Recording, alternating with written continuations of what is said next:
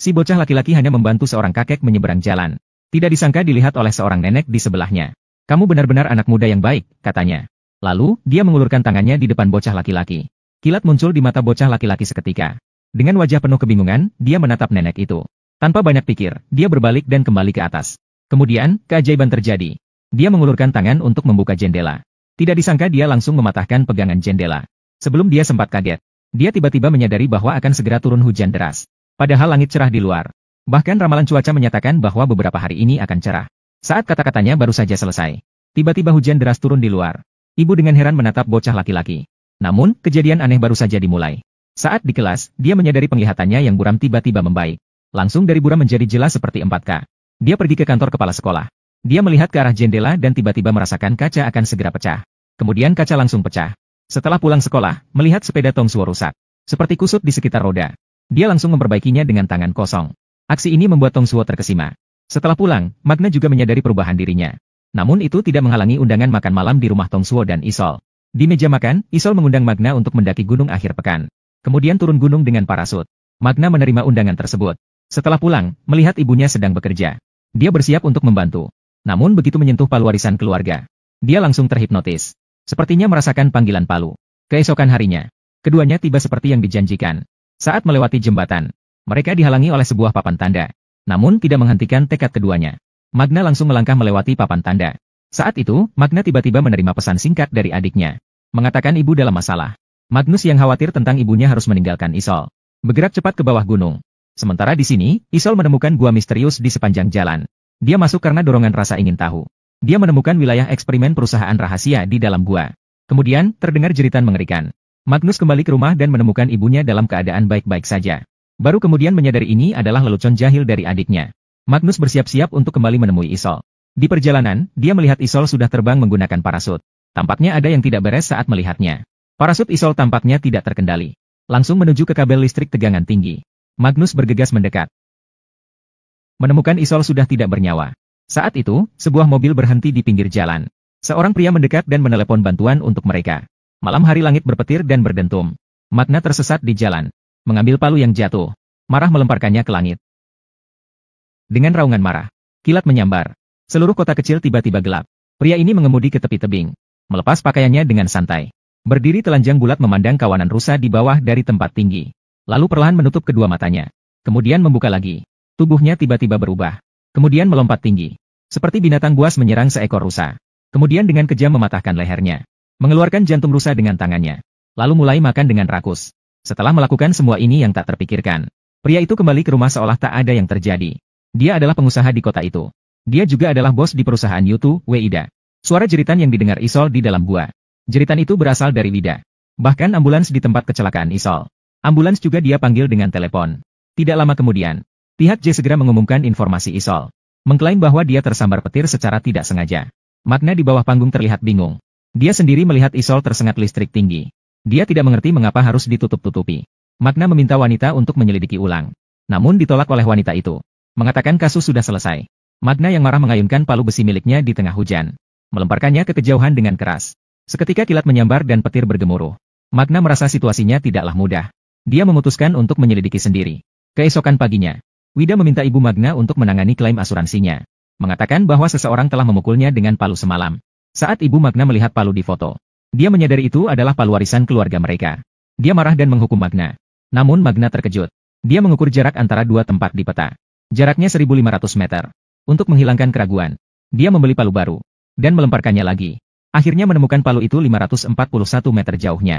Rekor dunia hanya 86 meter. Di sisi lain, Vida sedang mempelajari palu itu. Dan memberitahu istrinya. Isol menemukan rahasia gua. Dia harus membunuh seseorang. Namun istrinya tetap tenang setelah mendengarnya. Jelas mereka memiliki rahasia yang tidak diketahui orang lain. Magna datang ke rumah Isol. Mencoba mencari petunjuk yang berguna. Namun ayah Isol menerima bahwa putrinya terlibat dalam kecelakaan. Tidak ingin bertengkar dengan Magna. Magna marah datang keluar rumah. Dia membuka pintu mobil di depan. Ayah Isol terkejut dengan tindakan ini. Kemudian membiarkannya masuk ke dalam rumah. Dan memberikan semua catatan dan informasi Isol kepada Magna. Semua informasi dalam catatan tersebut berkaitan dengan perusahaan Yutu. Ternyata Isol menemukan bahwa polusi lingkungan di kota kecil semakin parah. Dan penyebabnya adalah perusahaan Yutu. Sehingga Isol terus menyelidiki secara diam-diam. Saat itu, Magna sudah mulai curiga. Apakah perusahaan Qiantu adalah dalang di balik kejadian yang merugikan Isol? Setelah Magna pulang ke rumah, menemukan rumah telah dirampok. Mereka menemukan pencuri. Pencuri mengakui telah masuk dan mengambil barang. Namun sebelumnya rumah sudah digeledah oleh orang lain. Berdasarkan deskripsi pencuri, ternyata bos perusahaan Yutu, Weida. Sementara Weida dari kejauhan sedang diam-diam mengawasi mereka. Sebuah makhluk asing datang menabrak. Wanita cantik di kursi belakang segera meminta berhenti. Setelah turun dan memeriksanya, dia menemukan seekor burung kecil yang malang. Seorang anak laki-laki di sampingnya mengatakan bahwa burung itu masih hidup. Sekarang sudah berakhir. Dan sisi lainnya, seorang anak laki-laki sedang berlari dengan keras. Lintasan lari sepanjang 100 meter. Dia hanya membutuhkan 6 detik 98. Lebih dari 2 detik lebih cepat dari rekor dunia. Dia masih merasakan kegembiraan. Tiba-tiba ditabrak mobil berat dan terlempar beberapa meter. Setelah dibawa ke rumah sakit, anak laki-laki itu selamat tanpa sehelai rambut pun rusak. Orang biasa akan terluka parah bahkan harus berbaring selama beberapa bulan setelah ditabrak sekali saja. Dia tidak hanya tidak terluka, bahkan tidak ada tanda goresan sedikit pun. Bahkan dokter pun menyebutnya sebagai keajaiban medis. Wei sangat terkejut setelah mendengar berita tersebut. Namun yang lebih dominan adalah kemarahannya. Dia menyaksikan kecelakaan itu dengan mata kepala sendiri. Dia yakin bahwa Magna bukanlah orang biasa. Maka mengundangnya untuk makan malam di rumah.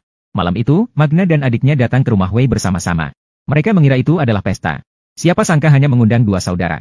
Hal ini membuat Magna agak canggung. Namun segera hidangan lezat tersaji di depan mata. Magna juga mulai meredakan kewaspadaannya. Dia mulai makan dengan lahap. Keluarga Wida berencana mabukkan Magna untuk mencuri rahasia-rahasianya. Namun tak disangka Magna sangat tahan minum. Minum anggur putih bagaikan minum air putih.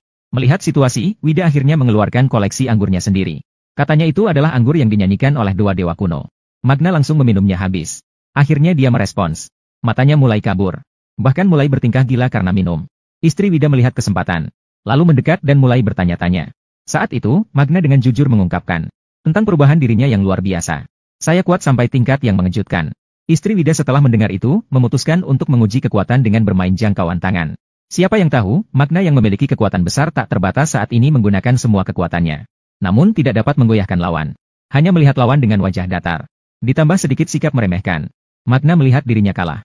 Maka ia fokus untuk melepaskan kekuatan. Namun pada saat itu, ia melihat sebuah makam yang aneh. Magna terdistraksi sejenak. Lawan dengan susah payah mengangkat. Mendadak, meja hancur berkeping-keping. Dengan hati yang masih gemetar, Magna pergi ke kamar mandi. Mengira itu hanya ilusi dari alkohol. Namun begitu ia mengangkat kepalanya, menemukan dirinya sendiri di cermin. Tiba-tiba berubah menjadi seorang pria Viking yang gagah. Citra ini diiringi petir. Seperti dewa petir dalam legenda. Anak laki-laki dengan gila menyerang pohon besar. Seketika, batang pohon hancur dan membentuk lubang besar. Diikuti dengan pukulan terakhir dari anak laki-laki. Pohon besar dengan batang yang tebal tiba-tiba roboh dengan gemuruh. Namun tangan anak laki-laki tidak memiliki luka sedikit pun. Untuk memahami serangkaian perubahan pada dirinya sendiri, dia mulai mencari informasi online. Saat mempelajari mitologi Nordik, melihat gambar seorang nenek mengusap dahi dengan tangan, tidak bisa tidak teringat bahwa dirinya juga berasal dari bertemu dengan nenek yang memulai perubahan. Untuk menghilangkan keraguan di hatinya, Magna segera pergi ke supermarket, menemukan nenek itu. Saat kami baru tiba di sini. Apa yang kamu lakukan padaku? Nenek itu juga tidak menyembunyikan. Mengatakan bahwa anak laki-laki itu adalah reinkarnasi Dewa Petir Thor. Dia hanya membantunya membuka mata batin. Tujuannya adalah agar dia melawan ras raksasa. Setelah berkata begitu, dia pergi. Meninggalkan Magna bingung. Ujung lainnya, keluarga Vida sedang membahas apakah Magna adalah musuh atau teman. Karena uji coba semalam, cukup membuktikan bahwa Magna berasal dari dunia kuno. Untuk lebih memastikan identitasnya, kakak perempuan berbicara bahasa kuno dengan pelan di depan Magna. Dan bertanya apakah Magna bisa mengerti. Sementara Magna adalah misteri. Setelah percobaan gagal, mereka kemudian mengadakan perkemahan di luar kelas. Jika ditemukan musuh, mereka akan segera menyingkirkan. Pada hari pendakian gunung, Magna menemukan jejak binatang. Dengan indera penciuman yang tajam. Bau itu sama dengan yang tertinggal di pakaian teman S. Saat ia baru tiba di perkemahan, dia langsung dipanggil oleh Wei. Mengundang Magna untuk bersiap-siap memasak. Namun ketika melihat keahlian Magna dalam memotong daging, semakin penasaran dengan identitas Magna. Maka dia bertanya dalam bahasa kuno. Apakah dia tahu tentang pertempuran kuno? Sebuah percakapan yang tidak sinkron. Memicu pertempuran kata-kata antara keduanya. Wei mencoba menggali identitas Magna. Sementara Magna membicarakan tentang polusi, lingkungan dan masalah yang merugikan Isol. Wei memberitahu istrinya tentang berita ini. Dan menemukan sebilah pisau dalam tas Magna. Tanda di atasnya sama dengan palu yang dia pukul. Lebih yakin bahwa Magna bukan teman. Langsung memutuskan untuk menyingkirkan Magna. Dengan cepat, anjing jahat Wei menemukan Magna. Dengan cepat melompat dan menggigit lengan Magna. Rasa sakit yang hebat membangkitkan energi dalam tubuhnya. Dia langsung membuka mulut besar anjing jahat itu. Di bawah kekuatan yang mengerikan, anjing itu langsung hancur. Ketika Wei datang mencari, anjing jahat sudah mati. Bahkan diletakkan di atas batu dengan sengaja. Tindakan ini benar-benar membangkitkan tekad Wei. Istri Wei mendekat untuk menghentikannya. Namun malah ditampar. Istri memberitahu Wei, tidak perlu untuk seorang anak laki-laki. Dan mengungkapkan dirinya yang telah disembunyikan selama ribuan tahun. Dengan kekayaan dan kekuasaan kita saat ini, ada banyak cara tanpa darah untuk menghilangkannya. Tidak butuh waktu lama. Dia menemui Magna. Kondisi anjing galak dan mobil yang rusak membuat orang curiga pada kesehatan mentalnya. Meskipun Magna berusaha menjelaskan bahwa anjing yang menyerang dia terlebih dahulu, tapi tidak ada yang percaya padanya. Bahkan ibunya merasa perilakunya belakangan aneh. Itulah mengapa terjadi ledakan di langit-langit. Agar anaknya tidak dipenjara, ibunya membawa Magna menemui kepala sekolah untuk memohon. Meskipun tidak ditangkap, tapi harus menyerahkan semua alat sosial. Saat ini Magna merasa sangat tidak berdaya. Tapi dia hanya bisa melakukannya. Bahkan di sekolah dia diasingkan oleh teman-temannya. Bahkan setelah pelajaran olahraga, dia dikecam oleh kakak perempuan. Meminta Magna untuk tidak ikut campur. Jika tidak, mungkin yang terkena selanjutnya bukanlah apa-apa. Tampaknya tidak ada harapan untuk melawan langsung. Pada saat itu, Magna memutuskan untuk mengumpulkan data. Menulis makalah untuk menuduh perusahaan Gamtu mencemari lingkungan. Namun, yang tidak terduga oleh Magna adalah, ibu dengan cepat memberitahu kepala sekolah dan yang lainnya tentang tindakan ini. Karena ibunya bekerja di perusahaan Gamtu. Jika tidak dihentikan, pekerjaannya akan hilang. Begitulah. Makalahnya juga dicegah sebelum sempat tersebar. Pada saat paling putus asa bagi Magna, ayah Isol mendatanginya dan memberikan ponsel Isol yang digunakan sebelumnya kepadanya. Ternyata ponsel itu ditemukan oleh ayahnya di gunung. Ditemukan secara kebetulan saat mengenang putrinya. Namun, untuk membuka ponsel, diperlukan kata sandi. Saat itu, dia teringat akan berbagai rahasia yang diberitahukan Isol sebelumnya. Akhirnya, dengan keberuntungan, dia berhasil menebak kata sandi. Setelah membuka ponsel, ditemukan video dan foto yang diambil sebelum Isol dibunuh. Magna kemudian mengikuti petunjuk dari video. Akhirnya menemukan lokasi basis eksperimen perusahaan Gamtu. Setelah membuka pintu besi yang penuh karat, melihat ribuan bahan kimia mengalir bersama gletser ke air minum warga. Seorang anak laki-laki yang penuh keadilan memutuskan untuk melaporkan. Namun ketika dia datang dengan terburu-buru, menemukan Tuan Gua Wei sudah menunggu di pintu. Bahkan mengundang semua orang untuk masuk dan melihat. Tidak disangka, limbah industri di dalam sudah lenyap. Wei mendekati Magna dan memintanya untuk tidak mencari lagi masalah perusahaan Qiantu. Tidak lama kemudian, berita Magna mencemarkan nama baik perusahaan Qiantu menyebar di kota kecil. Ditambah lagi insiden dengan S-Dog sebelumnya. Sekolah memutuskan untuk mengeluarkannya. Melihat ibunya khawatir tentang dirinya, Magna juga memutuskan untuk tidak menyelidiki lagi. Bersama ibunya pergi ke rumah sakit jiwa untuk pemeriksaan. Di perjalanan, dia bertemu dengan nenek sebelumnya. Magna mengatakan kepada nenek bahwa mungkin dia bukan orang yang tepat. Sang nenek memberitahunya untuk percaya pada cahaya. Jangan biarkan kegelapan sementara menghalangi. Dan karena ini, hal lain yang harus dipersiapkan untuk anak laki-laki Anda. Karena ayahnya melarang keras untuk berhubungan dekat dengan manusia. Namun anak ini tidak hanya berhubungan dekat, malah membawa pulang ke rumah. Yang terpenting adalah sebuah foto keluarga.